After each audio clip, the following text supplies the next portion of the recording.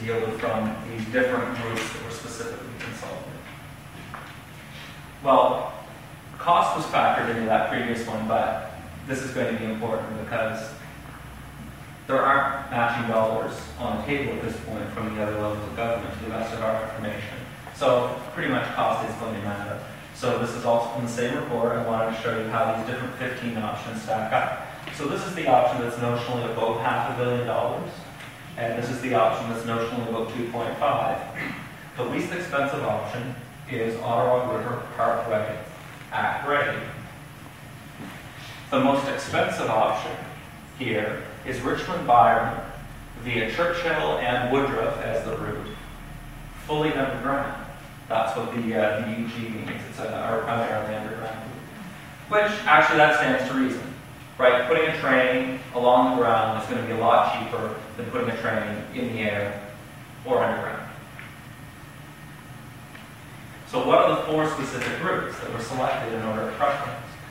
The number 1 rated route from the interim environmental assessment comes along the existing transit tunnel. You can see these little square blocks around it.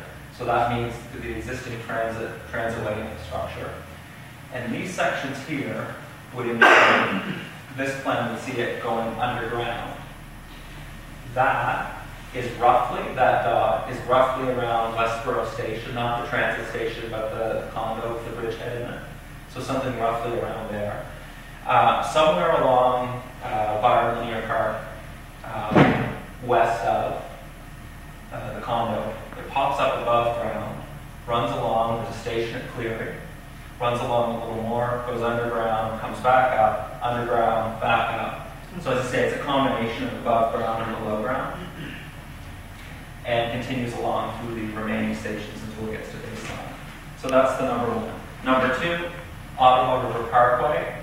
Everything here is either at grade, or it uses the existing, the current bus transitway infrastructure. Number 3, bus, partial Ottawa River Parkway, and popping up here around Cleary Avenue, underground, up again, underground, up again. So along the section of Byron Park west of Cleary. And number 4, transitway, Rochester Field, above ground along the Byron Linear Park, underground, above ground, underground, above ground. So this portion of the route is fairly similar in a bunch of these scenarios. So the question is, of these 4 top routes, how much of it does the city want to, or when it deciding to try to put on the parkway, versus how much of it does it try to put across existing city park or Rochester Field? Where will the tracks run? Don't really know. But from some conversations we've had, the planning parameters, what people are working towards right now is, if you look at, this is just a Google Maps view, if you look at the parkway itself, a lot of people assume that the tracks would run right there, in between the lanes of traffic, or perhaps out here by the river. The current plan, as we understand it, is to actually remove one strip of asphalt effectively and lay the train tracks down where one of the asphalt lanes is. So the other lane of highway would basically become 2-way traffic, and there would be 2 train tracks running down here. I want to talk about light rail in the context of the primary line for Western LRT. The planning parameters are to permit 1 train every 2 to 3 minutes, because that is what is foreseen as the capacity demand, moving 12,000 to 14,000 people in one direction in an hour. The trains that they're looking at are capable of achieving speeds of 60 to 80. Most of the current technology actually hits 80 or higher, but the planning parameters are speeds in that range. 2 to 4 cars, 60 to 100 meters in length per train, carrying up to 1,000 people per train. The track path requires a boat 10 meters in width. And if there are berms, that may take up additional space, so berms are mounds of land. That would be an alternative maybe to like a chain link fence, for example. So there's different ways that the city could do things like that. And stations are seen as, and this was the discussion at the Transportation Committee, stations are seen as an opportunity to promote growth, commercialization, and densification. So one of the councillors at Transportation Committee, for example, expressed that the only downside in her view to the Ottawa River Parkway option was that it was bounded on one side and prevented commercialization, that is on the river side. So the commercialization potential is essentially just the north side where there's currently some homes. And the development on the east end of the city, by Blair, for example, we've seen lots in the media there about the potential for development and commercialization around stations. Because stations they do promote, they act as a catalyst to promote growth. So what are the decisions? City Council made a decision on June 27th to do 4 things. So this is the actual wording as it was recorded. So receive the report and renewed work plan for Western LRT in the corridors described in this report. Use the information to inform work on the transportation master plan. Direct staff to undertake additional work as described in this report. That will be on the next slide. The process is scheduled for completion of Western LRT that it be amended so that the outcomes identified in the interim results from the horizon.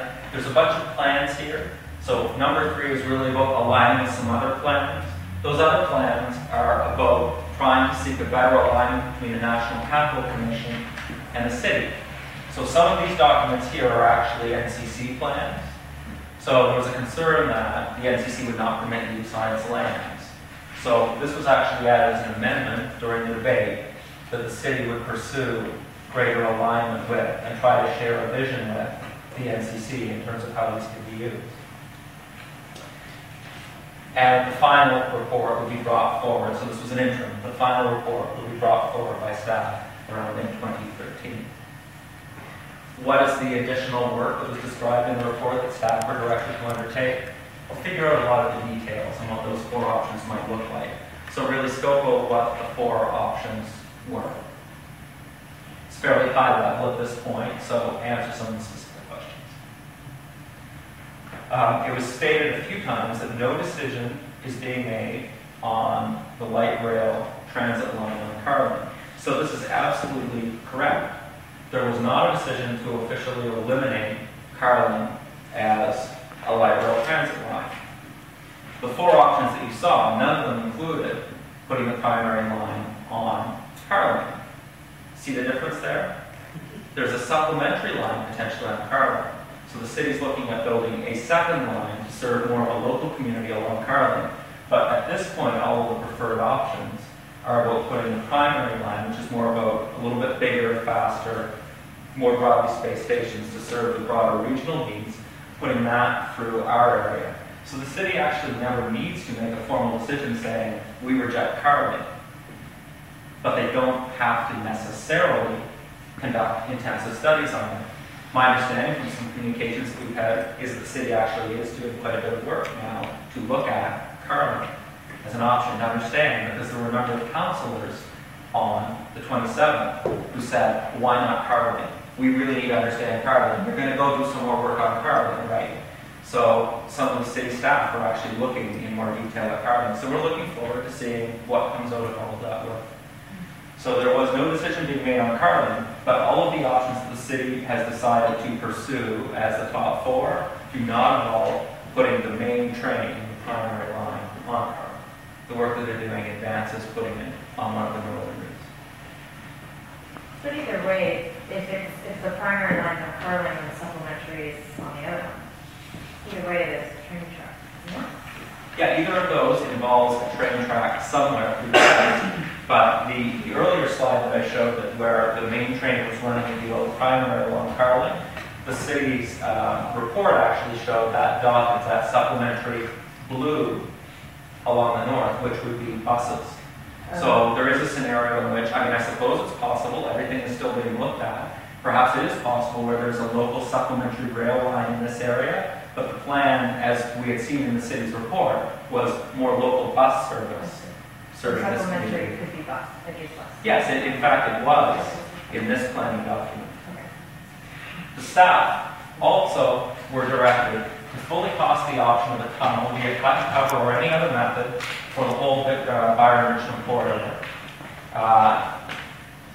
These were actually added at our councillor's intervention at the meeting, all three of these points.